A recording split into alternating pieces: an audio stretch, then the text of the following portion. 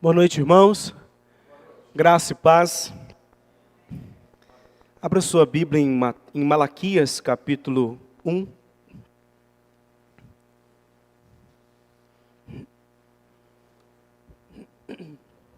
Hoje eu não estou com uma voz muito boa, não. Essa mudança de tempo aí acabou quebrando um pouquinho a garganta. Malaquias, capítulo 1, os versículos 6 a 14.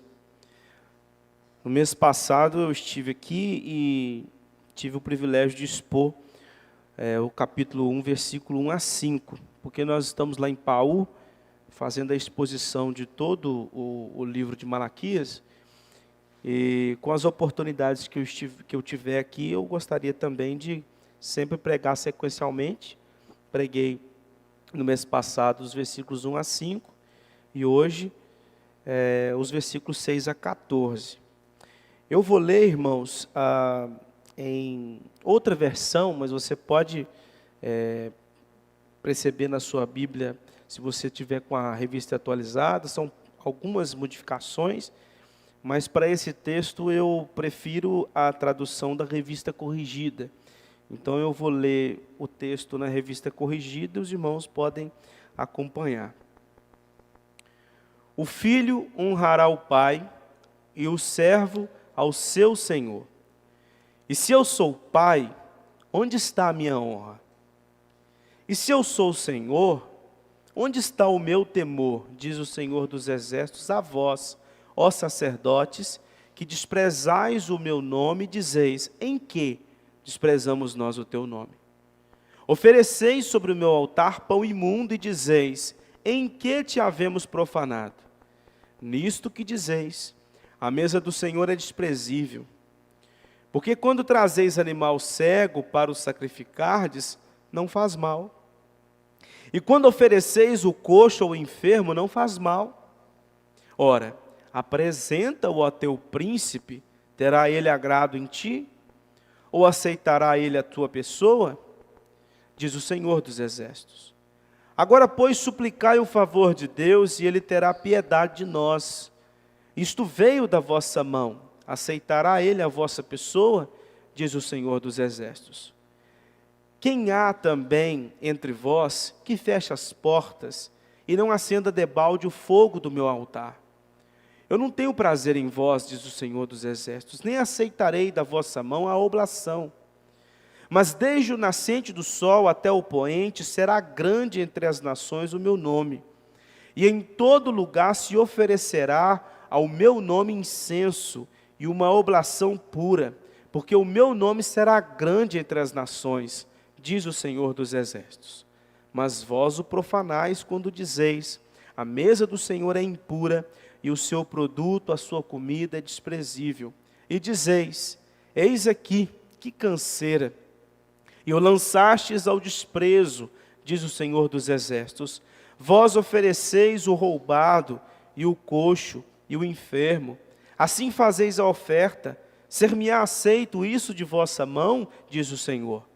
Pois maldito seja o enganador, que tendo o animal no seu rebanho, promete e oferece ao Senhor uma coisa vil, porque eu sou grande rei, diz o Senhor dos Exércitos. O meu nome será tremendo entre as nações. Irmãos, o culto solene, ele tem sido, infelizmente, muito negligenciado por parte de muitos cristãos. Principalmente depois da pandemia, então, o culto se tornou algo opcional. Eu participo quando der, se eu tiver à vontade, depende do dia, depende do que eu fiz no sábado, depende do que eu vou fazer na segunda-feira. Então, o culto ele se tornou algo que não é mais a beleza da vida cristã. Ele se tornou mais uma coisa, dentre tantas coisas que nós fazemos. E principalmente pessoas que às vezes participam de todas as atividades que a igreja tem durante a semana, talvez façam isso. Eu já fui na reunião de oração, já fui no estudo bíblico, já fui na escola dominical, eu mereço uma folga. então eu vou ficar em casa, eu não vou participar do culto. Além disso, a gente tem também aqueles que estão em busca sempre de cultos mais agradáveis. E hoje em dia, as empresas estão cada vez mais preparadas para isso. E quando eu falo empresa, eu falo de propósito. Porque as congregações, muitas vezes, ou boa parte delas, se tornaram empresas que estão produzindo um bom produto para suas clientelas, onde os membros da igreja não são mais membros, mas clientes, que estão ali, e a forma de você preparar o culto é sempre pensando naquele grupo que vai estar ali à noite, até porque, se o culto for muito bom, a oferta é alta. Se o culto não for muito bom, a oferta é baixa. Se o pregador não for uma pessoa muito eloquente e capaz de trabalhar no púlpito como um grande animador de plateia, a oferta não vai ser boa. E aí muitas pessoas vão para esses cultos e muitos depois do culto, ou de alguma coisa que se chama culto, chegam em casa e postam nas redes sociais: hoje o culto foi uma bênção. E às vezes esse hoje o culto foi uma bênção foi porque foi de encontro ou ao encontro dos meus desejos, dos meus prazeres, dos meus deleites. Foi um momento de êxtase, numa noite de domingo, para começar a semana. Outros perderam completamente o desejo de cultuar.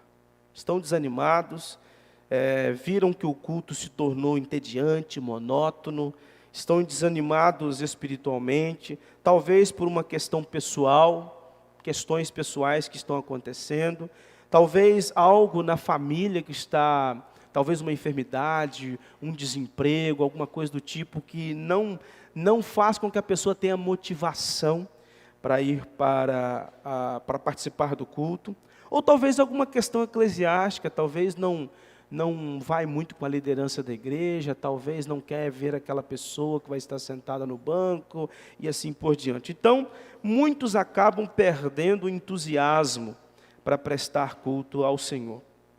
É exatamente o que estava acontecendo aqui, em Malaquias, no tempo de Malaquias.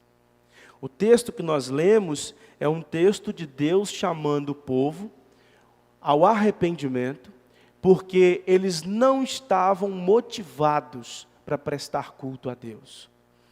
Eles não tinham qualquer tipo de motivação, e por isso o culto estava sendo prestado de qualquer jeito, de qualquer maneira, sem qualquer tipo de observação ao que Deus deixou prescrito na lei, principalmente ali no livro de Levíticos. E é muito interessante quando nós olhamos a história do povo de Israel, porque antes do cativeiro babilônico, o foco das mensagens dos profetas era a idolatria. Porque o povo estava entregando a falsos deuses. E por estar entregando a falsos deuses, Deus levantava profetas para chamar o povo ao arrependimento. Agora o povo, depois de 70 anos na Babilônia, retorna para Jerusalém, e Deus levanta Ageu, Zacarias e Malaquias, não para convidar ou convocar o povo ao arrependimento por causa de idolatria, mas por causa de apatia, falta de entusiasmo.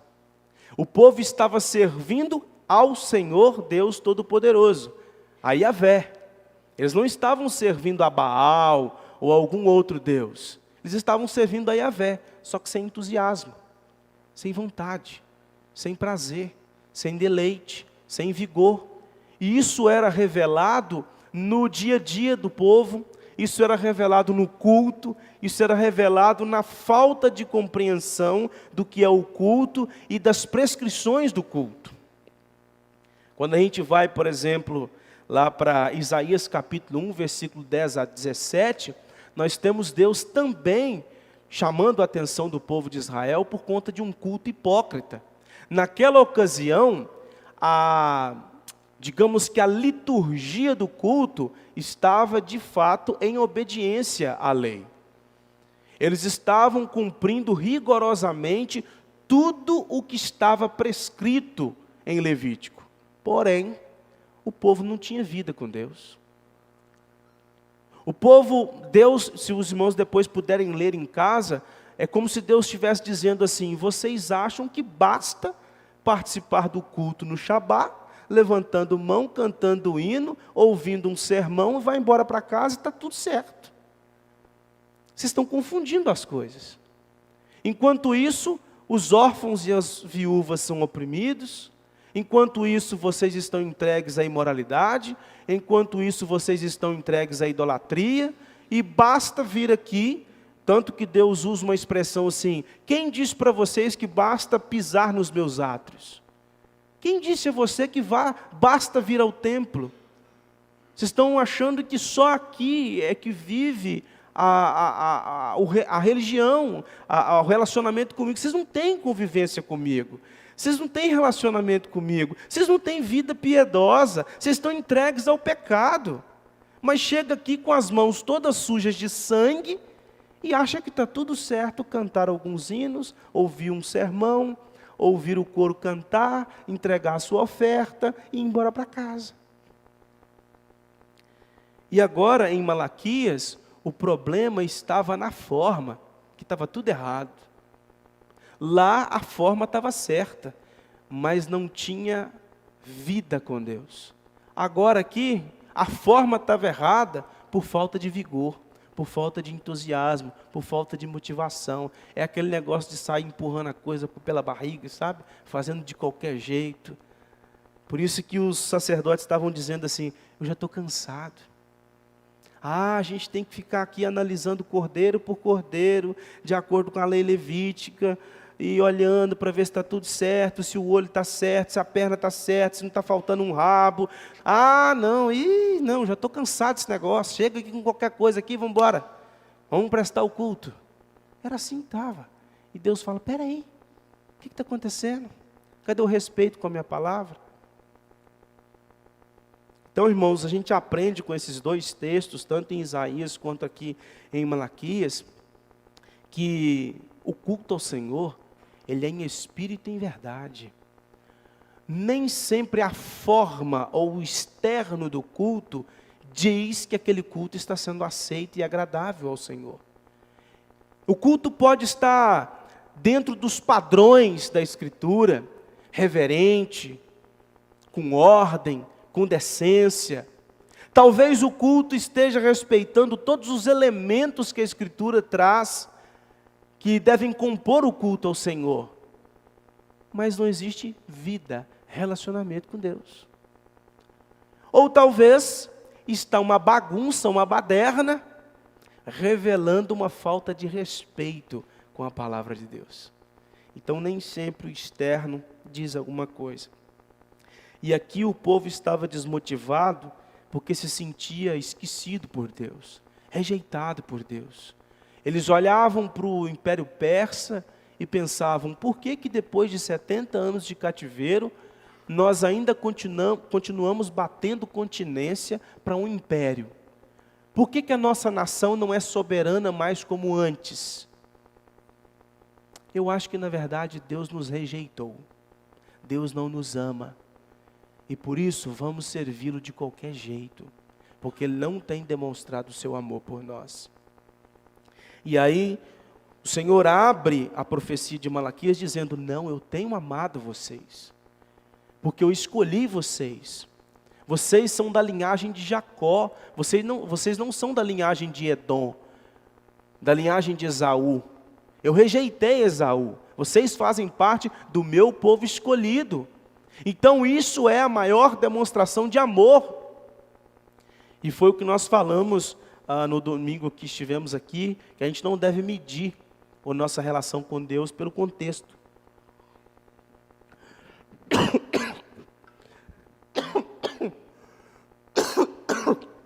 A tosse.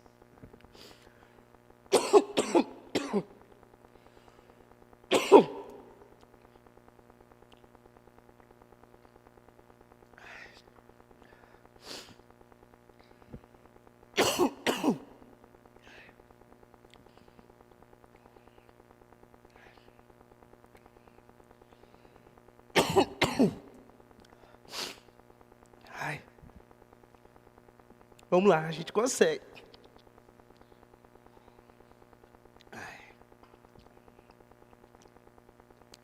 Bom, então eles se sentiam rejeitados, eles se sentiam esquecidos. Por isso o descaso com o culto. E é interessante como que em Oséias capítulo 4,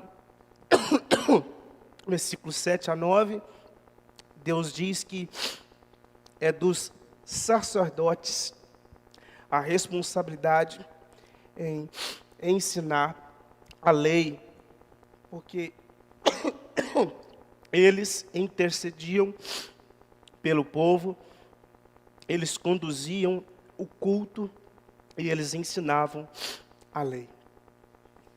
Hã? Não, acho que pode diminuir um pouquinho. Tá. A garganta não está muito boa. Então eles estavam pervertendo o culto, apresentando qualquer sacrifício. E os principais sacerdotes, os homens responsáveis por ensinar o povo a lei, ensinar como eles deveriam conduzir o culto, como o povo deveria cultuar, estavam, na verdade, reconhecendo que o culto era um cansaço. Então, Deus aqui está condenando a desonra do seu nome, revelada no culto solene. Vejamos aqui os versículos 6 a 11, onde Yahvé denuncia as ações depravadas do culto. Vejamos aqui os versículos 6 a 11. Os irmãos, por favor, leiam para mim, que aí é bom que eu me recomponha aqui, os versículos de 6 a 11.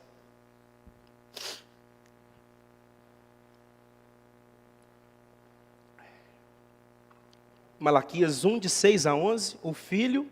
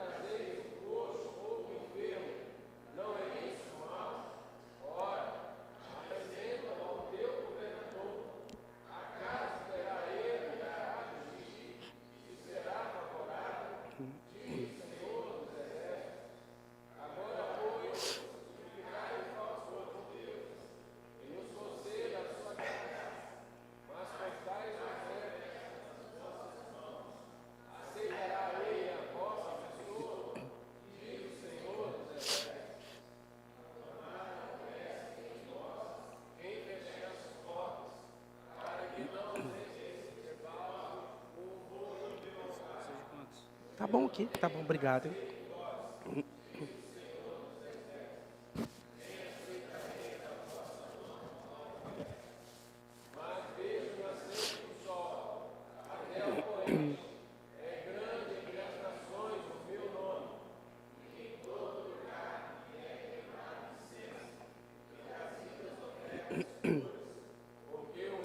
Se precisar, tem mais ali. Tá bom, obrigado.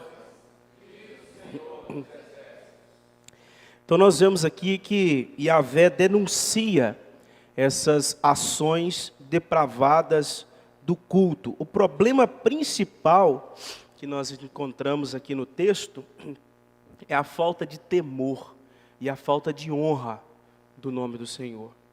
E essas ações, Deus não estava, aqui é muito interessante isso, Deus não estava condenando em si a prática, mas o coração que pratica. Porque o problema não estava no animal que estava contra a lei de Deus. O problema estava num coração que decidia levar esse tipo de animal. Esta é a raiz do problema. Porque às vezes a gente pode pensar que Deus está preocupado com o estético. Basta o estético estar certo, que está certo. Mas não é assim que funciona. O estético, ou o externo, melhor dizendo, precisa estar em harmonia com o interno. Então, obrigado. Então, o problema estava no coração do povo, que buscava um culto completamente contrário à lei de Deus. Se nós olharmos lá para o Salmo 24, versículos 3 a 5, nós vemos que o Senhor requer pureza do seu povo. Lá em Êxodo 12 e Levítico capítulo 1, Deus fala que os animais para o sacrifício deveriam ser perfeitos, sem defeito. Lá em Levítico 22, os versículos 20, 22 e 24, Deus disse assim, nenhuma coisa em que haja defeito oferecereis, porque não seria aceita a vosso favor. O cego, ou quebrado, ou aleijado, ou vergonhoso, ou sarnoso, ou cheio de impinges, este não ofereceis ao Senhor, e deles não poreis oferta queimada ao Senhor sobre o altar. O machucado, ou moído, despedaçado, ou cortado, não oferecereis ao Senhor, não fareis isso na vossa terra. Então Deus já tinha dito para o povo que isso estava errado. E o sacerdote que era responsável por conhecer isto e ensinar o povo a prática certa, estavam lavando as suas mãos, estavam nem aí pelo que estava acontecendo. Aqui a palavra honra, que o versículo 6 diz, o que traz, o filho honra ao pai, é a mesma palavra que a gente usa para glória. Então, honrar ou glorificar ao Senhor é reconhecer os seus atributos e sua exclusividade, reconhecer quem Ele é, sua reputação, e por isso louvá-lo. O filho honra o pai, o filho glorifica o pai, o filho tem respeito pelo pai, o filho louva o pai, o filho reconhece a reputação do pai, reconhece os atributos do pai. E aí ele pergunta, se eu sou o pai, onde está a minha reputação? Onde está a minha honra? Onde está a minha glória? Onde está o respeito para comigo? Vocês estão fazendo a coisa de qualquer jeito. O Senhor havia condenado o culto israelita antes do cativeiro babilônico também. Veja o que disse os profetas Isaías, Jeremias e Amós. Isaías 1, versículo 12. Quando vindes para comparecer perante mim, quem vos requereu o só pisardes os meus atos? Jeremias 6, versículo 20. Para que, pois, me vem o incenso de Sabá e a melhor cana aromática de terras longínquas? Os vossos holocaustos não me são aprazíveis, e os vossos sacrifícios não me agradam. Amós, capítulo 5, versículos 21 a 24. Aborreço, desprezo as vossas festas, e com as vossas assembléias solenes não tenho nenhum prazer. E ainda que me ofereçais holocaustos e vossas ofertas de manjares, não me agradarei deles, nem atentarei para as ofertas pacíficas de vossos animais cevados. Afasta de mim o estrépito dos teus cânticos, porque não ouvirei as melodias das tuas liras. Antes, corra o juízo como as águas, e a justiça como o ribeiro perene. A gente encontra também no Antigo Testamento outros exemplos de cultos que não foram aceitáveis por Deus. Caim ofereceu um culto indigno, a gente vê isso em 1 João capítulo 3, versículo 12, que foi um culto cheio de ódio, cheio de inveja. Em 1 Samuel capítulo 4, nós temos os filhos do sacerdote Eli, Ofni e Finéias, que também foram destruídos por Deus, porque eles profanaram o culto, eles faziam obras, mas eles eram adúlteros. Em Números capítulo 16, nós temos o caso de Coré, Datã e Abirão, que foram mortos por oferecerem fogo estranho ao Senhor. Então a gente tem esses relatos de cultos que são inaceitáveis diante do Senhor, e as pessoas foram punidas por isso. E em contraste com este culto medíocre que Deus está apresentando aqui dos versículos 6 a 10, o versículo 11 vem mostrando algo interessante. Desde o nascente do sol até o poente, e aí por isso que eu prefiro a tradução da Revista Corrigida, será grande entre as nações o meu nome, e em todo lugar lhe é queimado incenso e trazidas ofertas puras, porque o meu nome será grande entre as nações. Aqui existem basicamente duas formas para a gente interpretar esse versículo 11. A primeira é que Deus, por ser o único Deus, alguns teólogos entendem assim: por Deus ser o único Deus que existe, todos os outros deuses são falsos, todo tipo de culto prestado na humanidade, mesmo que seja para o Alá, é prestado para Deus, porque Alá não existe. Esse é o entendimento de alguns. Eu vejo muita dificuldade com essa interpretação. Existe uma interpretação que seria uma variação dessa, que é o seguinte: na verdade, quando os judeus foram dispersos, eles ensinaram outros povos a cultuar Yahvé. E então havia povos fora das fronteiras de Israel que estavam cultuando a Deus de modo correto, piedoso, enquanto dentro de Jerusalém o povo não estava cultuando a Deus do jeito certo. Também poderia ser uma interpretação interessante, mas eu prefiro a segunda interpretação, que aqui a ideia é de futuro e não de presente. E a gente tem essa dificuldade no hebraico, porque no hebraico não existe tempo nos verbos. Só existe se aquela ação ela é perfeita ou ela é imperfeita. Então depende muito do contexto, se você vai traduzir isso para o passado, para o presente ou para o futuro. Então é difícil você decidir isso. Então, à luz de toda a Escritura e do que o profeta está trazendo aqui, alguns teólogos, e aí por isso que a Revista Corrigida trouxe no futuro, é uma ideia de que no futuro o nome do Senhor seria proclamado e cultuado em todas as nações, que é de fato o que aconteceu, à luz de Efésios capítulo 2, versículos 11 a 22, quando a igreja se torna universal. A igreja não está mais restrita a Jerusalém, mas através da obra de Cristo e a expansão do Evangelho lá em Atos dos Apóstolos, a igreja se torna universal. E isso tem tudo a ver com a bênção da aliança lá em Gênesis capítulo 12, quando Deus disse a Abraão: em ti serão benditas todas as famílias da terra. E de fato, todas as famílias, todas as nações têm ouvido falar do nome do Senhor, e então, em outros lugares, o nome do Senhor seria adorado através da pessoa do nosso Senhor e Salvador Jesus Cristo, de um modo correto, enquanto que o povo eleito dele não estava realizando este culto de modo correto.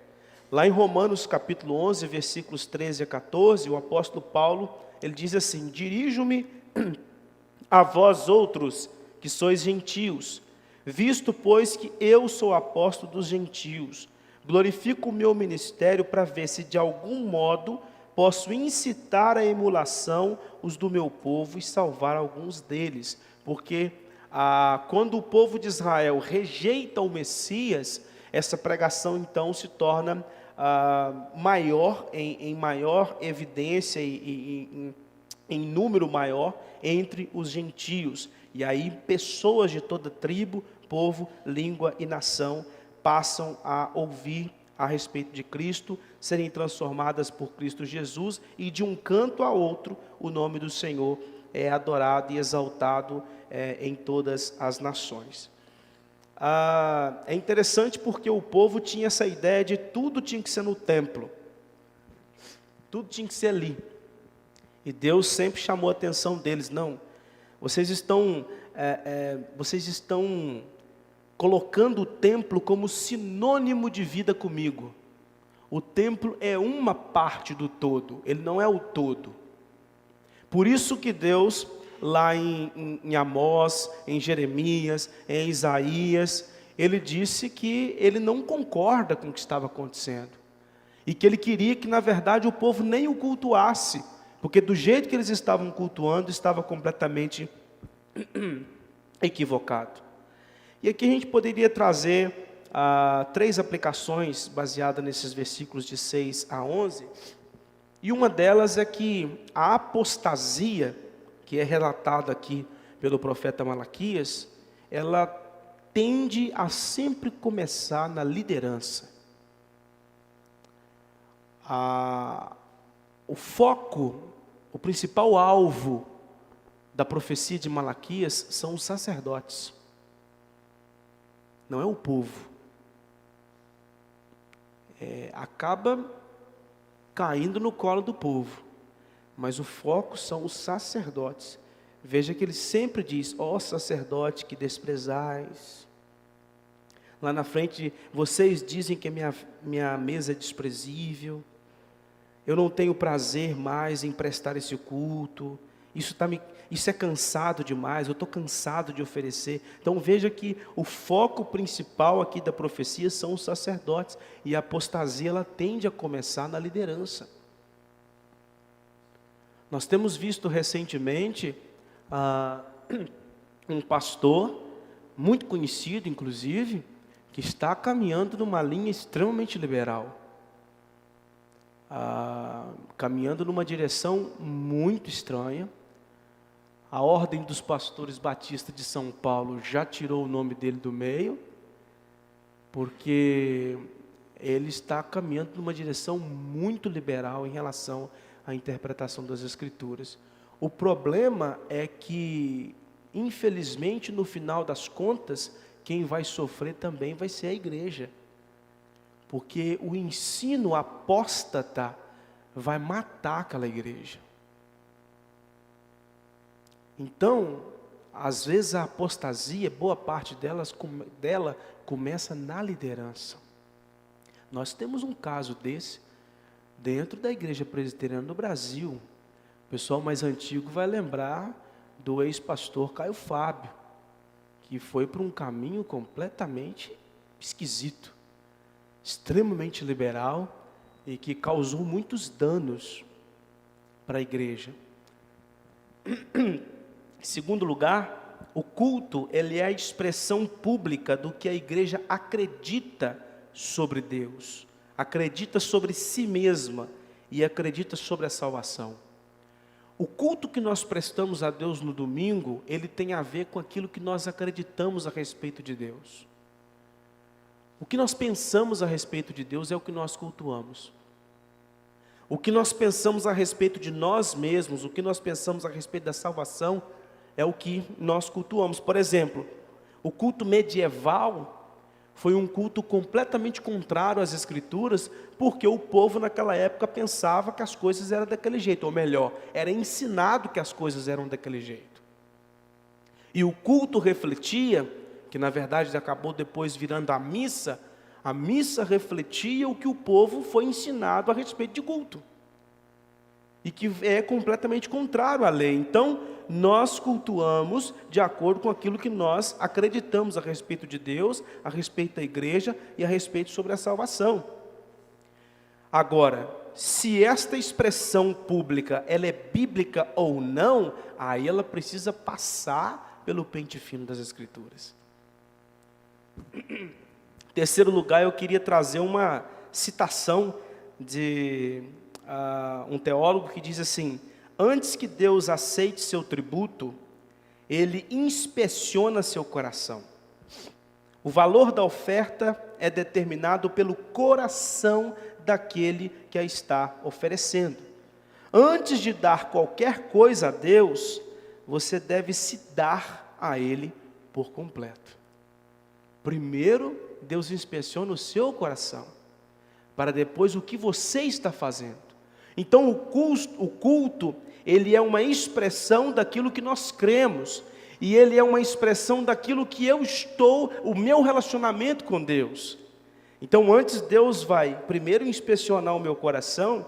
Hoje nós estávamos na escola bíblica falando sobre boas obras, o capítulo 16 da Confissão de Fé, e às vezes a gente estava comentando o seguinte, que pessoas que não são cristãs, elas têm condições de realizar boas ações.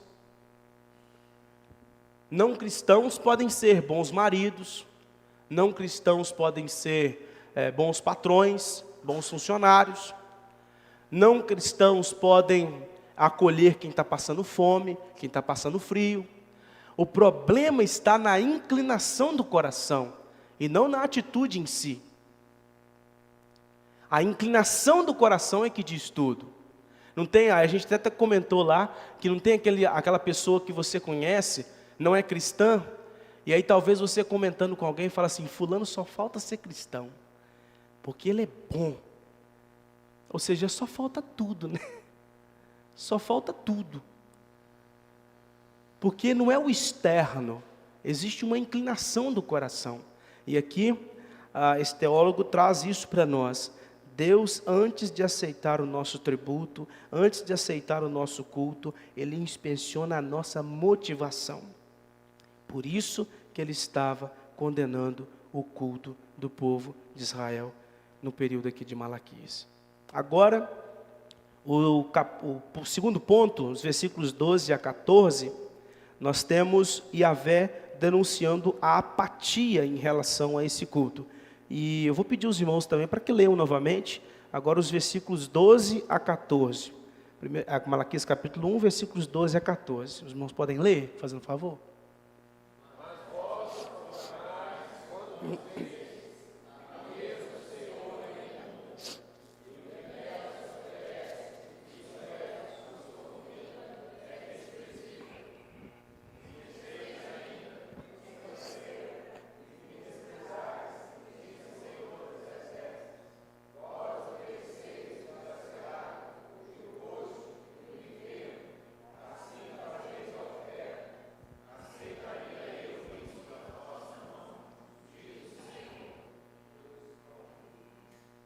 Pois maldito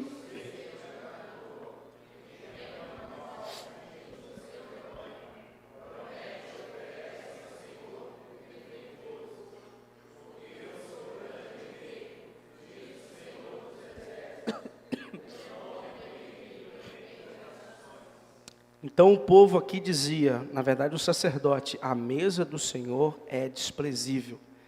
E essa mesa ela é mencionada lá em Ezequiel capítulo 40, versículos 39 a 43. Nessa mesa ela estava disposta do lado de fora, nas portas do pátio interno, para que nelas fossem mortos os animais. E o povo estava dizendo: a mesa do Senhor é desprezível. Animais mortos não eram considerados nem mesmo comestíveis pelos homens. A gente pode ver isso lá em Êxodo capítulo 22, versículo 31.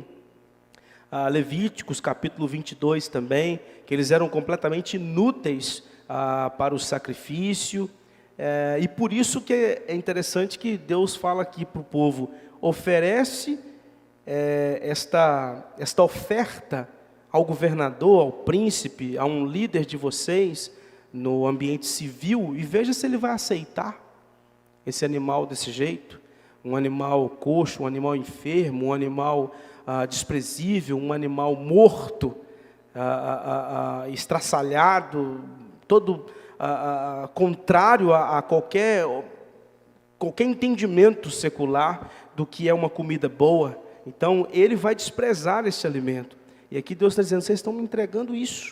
Vocês estão pegando uma qualquer coisa aí, um animal que parece que vocês encontraram ele no meio do mato. Talvez uma fera veio e atacou aquele animal. Vocês acharam aquilo lá e trouxe para poder prestar culto, para trazer para ser ofertado a mim. Lá em Eclesiastes capítulo 5, versículo 5, o pregador diz assim: melhor é que não votes do que votes e não cumpras. Ou seja, é melhor você não decidir fazer o que é da vontade de Deus, do que você decidir fazer e não cumprir. E vocês não estão cumprindo o que vocês votaram. Eu fiz uma aliança com vocês no Sinai, e vocês não estão cumprindo esta aliança. Vocês não estão andando de conformidade com essa aliança. E nós temos um exemplo disso no Novo Testamento. Lá em Atos, capítulo 5, versículos de 1 a 11, nós temos o caso de Ananias e Safira, que foram lá vender o terreno, e na hora de ofertar, poderiam ter dito assim: olha, nós vendemos o terreno por 50 mil, estamos aqui trazendo metade, 25 mil para a oferta. Estava bom, estava ótimo, porque os apóstolos não colocaram valor. Deus não falou que tinha que ser um valor específico. Ninguém falou nada, a oferta era liberal. Se quisesse dar até 50 reais, que desse. Mas não, eles chegaram, venderam, digamos, por 50 mil, foram lá, entregaram 25 e falaram assim: olha, nós estamos dando o valor integral. Nós estamos dando tudo. E o que acontece com os dois? São fulminados diante da presença do Senhor, porque mentiram, porque não estavam cumprindo, não estavam agindo com fidelidade, com verdade, estavam indo contra a palavra do Senhor. O rei, no caso aqui do texto, que é o nosso Senhor e Salvador Jesus Cristo, ele não depende de Israel para a sua adoração. Por isso que o versículo 11 trouxe entendimento de que entre todas as nações o nome dele é cultuado. Lá no Salmo 102, versículo 15, diz: todas as nações temerão o nome do Senhor, e todos os reis da terra a sua glória. Lá em Apocalipse capítulo 15, versículo 4, diz: quem não temerá e não glorificará o teu nome, ó Senhor? Pois só tu és santo, por isso todas as nações virão e adorarão diante de ti, porque os teus atos de justiça se fizeram manifestos. Entre todas as nações, já naquele período, haviam algumas pessoas que já faziam parte do povo de Deus. Nós temos o caso de Raabe, lá em Josué capítulo 2. Nós temos a moabita Ruth. Nós temos os ninivitas, que se converteram depois da pregação de Jonas. Nós temos os marinheiros que temeram a Deus quando Jonas contou o que estava acontecendo. Nós temos reis babilônios e persas que aprenderam que o Senhor era o Deus dos deuses. A gente pode perceber isso no livro de Daniel, por exemplo. E o versículo 11 aqui fala da conversão de nações. Um outro teólogo, chamado Rumage, ele diz assim: a adoração é mais do que palavras, é uma atitude do coração. Acredito que a oferta e as ações de alguém estão ligadas à sua atitude, e em particular, à sua visão de Deus. Pois quando você vê Deus como Ele é e o que Ele fez, sua adoração será afetada. Por isso que Jesus disse para a mulher samaritana em João capítulo 4, minha querida, não vai ser nem ali, nem ali, nem lá, nem aqui, que vocês vão me adorar. A adoração ao Senhor, ela é em espírito e em verdade. Ela não está restrita a um local. Por isso que nós não cremos mais em templos. Templo era o templo de Jerusalém. Hoje nós não temos templo mais. Nós temos um salão de culto, um salão de reunião do culto do povo de Deus. Que é uma coisa, inclusive, de muitos séculos depois, porque a igreja primitiva não tinha templos, ou não tinha salões de culto. Isso foi ter depois de muitos anos. O povo reunia em casas, reunia em lugares que desse para reunir. Porque a questão é a igreja reunida, não é o lugar que ela está reunida. É interessante a respeito disso, só para uma historinha aqui. Logo quando eu me converti, aí eu comecei a participar da equipe de música, e na ocasião eu fiquei assim um pouco inculcado, porque a igreja que eu era membro nunca teve o costume de bater palmas nos cultos. Mas quando a gente ia para os acampamentos, lá podia. E eu falava assim, por que lá no acampamento pode, mas lá na igreja não pode? Aí um dia eu fui perguntar a um presbítero da igreja, e aí ele me explicou que na construção do templo de Jerusalém não se ouvia som, por causa disso, daquilo outro, etc. Aí na ocasião eu era novo convertido, não sabia, né? Só, tá bom, então entendi. Hoje em dia eu sei que, na verdade, o que ele falou comigo foi uma abobrinha, porque uma coisa não tem nada a ver com a outra.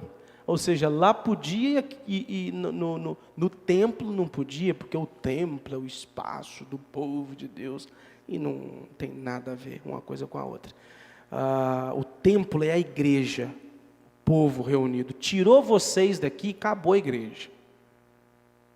A gente vai passar na frente das dependências da igreja da glória. Saiu vocês aqui, saiu a igreja. Entrou vocês aqui, entrou a igreja. Então é assim que funciona. Jesus falou isso, não é ali, não é aqui, não é lá, não é colar, etc. É em espírito e em verdade.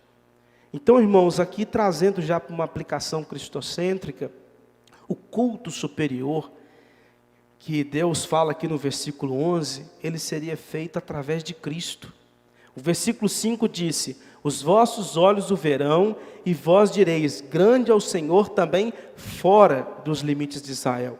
Versículo 11, mas desde o nascente do sol até o poente, é grande entre as nações o meu nome. E isso veio cumprir na obra de Cristo Jesus, porque através de Cristo Jesus, a pregação agora sai de Jerusalém, vai para a Judéia, Samaria e até os confins da terra. E em todo lugar, pessoas prestam culto ao Senhor Deus Todo-Poderoso, ao Senhor dos Exércitos, seja em português, seja em inglês, em espanhol, em francês, em japonês, que seja.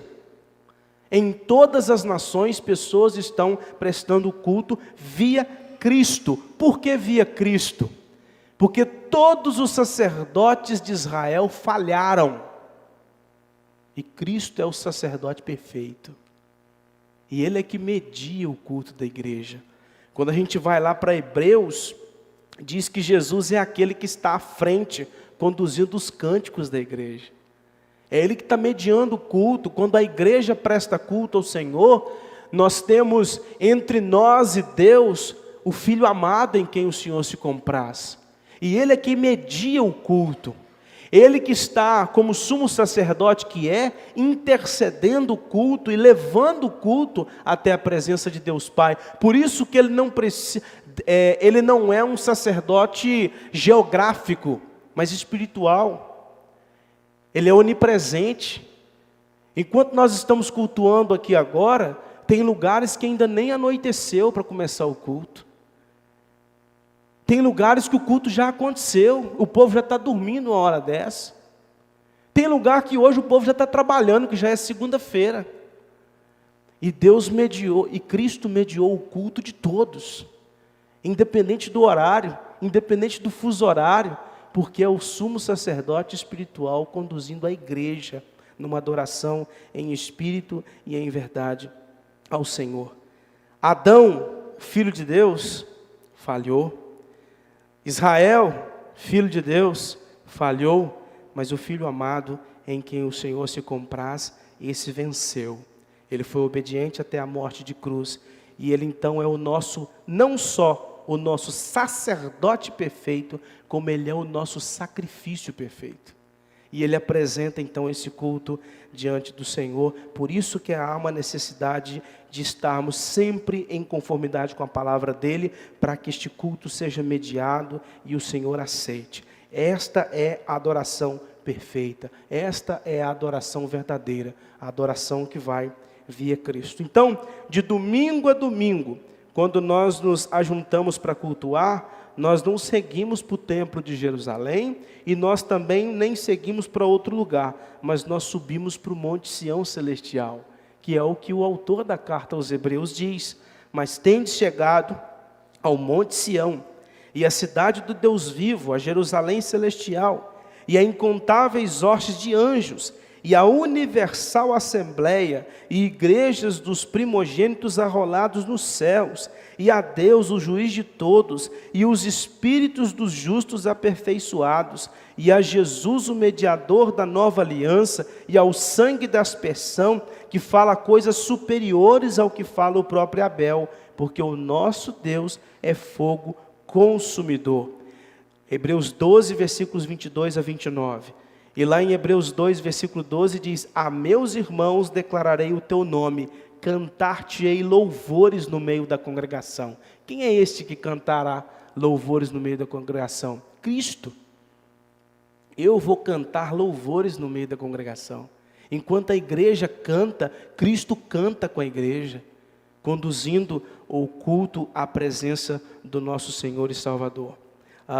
Um outro teólogo, Ian Duguid, ele diz o seguinte: contemplar a realidade das ofertas perfeitas de Cristo em nosso lugar transforma a nossa adoração lentamente, começando a transformar nossos corações diariamente. Então, quando a gente contempla essa realidade das ofertas perfeitas de Cristo, a coisa muda e o culto toma uma outra dimensão. Então, irmãos, conforme disse o autor da carta aos Hebreus, no capítulo 10, versículo 9, então acrescentou: eis aqui estou para fazer, ó Deus, a tua vontade, remove o primeiro para estabelecer o segundo. Ou seja, remove o antigo método de prestar culto ao Senhor e estabelece o segundo, que é através da obra de Cristo Jesus. E Ele não só é o nosso sacerdote, como nós somos também sacerdotes. Lá em 1 Pedro capítulo 2, versículo 5 diz: também vós mesmos, como pedras que vivem, sois edificados casa espiritual para serdes sacerdócio santo, a fim de oferecerdes sacrifícios espirituais agradáveis a Deus por intermédio de Jesus Cristo. Sendo assim, nós não precisamos de um sacerdote humano, nós temos o sacerdote perfeito que é Cristo, mas além disso nós também somos sacerdotes, porque nós temos, como diz o autor da carta aos Hebreus, nós temos condições que através com intrepidez adentrar o Santo dos Santos. Lá em Hebreus capítulo 13, versículo 15 a 16, também diz: por meio de Jesus, pois, ofereçamos a Deus sempre sacrifício de louvor, que é o fruto de lábios que confessam o seu nome. Não negligencieis igualmente a prática do bem e a mútua cooperação, pois com tais sacrifícios Deus se compraz. Romanos 12, 1. Rogo-vos, pois, irmãos, pelas misericórdias de Deus, que apresenteis o vosso corpo por sacrifício vivo, santo e agradável a Deus, que é o vosso culto racional. E em Filipenses 4,18, Paulo disse: recebi tudo e tenho abundância, estou suprido, desde que Epafrodito me passou as mãos o que me veio de vossa parte, como aroma suave, como sacrifício aceitável e aprazível a Deus. Ofertas que foram mandadas para Paulo, que era um ato de culto, que o apóstolo Paulo diz em Filipenses. E aí eu gostaria de terminar com algumas aplicações para nós. Em primeiro lugar, eu já até falei, hoje nós prestamos um culto superior, não um culto restrito a um lugar, mas um culto em espírito e em verdade. Segunda coisa é que a gente não pode confundir adoração como sinônimo de música ou de oração. Adoração é uma atitude do coração. Não é quando nós cantamos que nós adoramos. Não é quando nós oramos que nós adoramos. Adorar é uma atitude. Você pode cantar e orar sem adorar. Infelizmente, isso pode. Pode cantar sem adorar. Porque a adoração é uma atitude do coração, é de reconhecimento de quem Deus é e o que Ele fez por nós.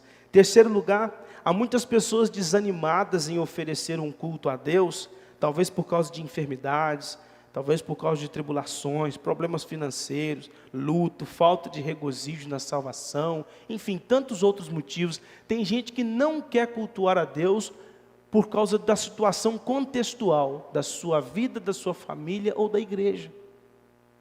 Assim como o povo de Israel aqui, em Malaquias, que não tinha desejo de prestar culto a Deus, porque se sentiam abandonados, não se sentiam amados. E talvez você é um desses, que não tem tido motivação para prestar culto a Deus, porque você não se sente amado.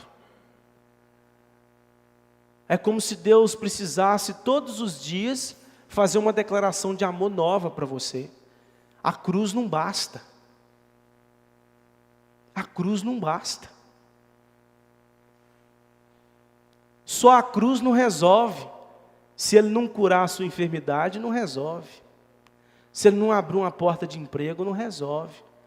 Se Ele não melhorar a sua situação financeira, não resolve. Se Ele não te livrar dessas tribulações, não resolve. A cruz não basta. Deus estava dizendo para o povo de Israel, a eleição basta para me cultuar. E eles estão dizendo, não basta. A gente tem que ser soberano de novo. A gente tem que ser uma nação grande de novo. E assim você, que às vezes faz isso com Deus. Deus, a cruz não basta. Eu sei que o Senhor pagou um preço na cruz por mim, mas não basta. Eu preciso de alguma coisa nova. Para eu ter motivação. Se a salvação, meu querido, não for motivação para você cultuar a Deus, você precisa rever, inclusive, a sua salvação.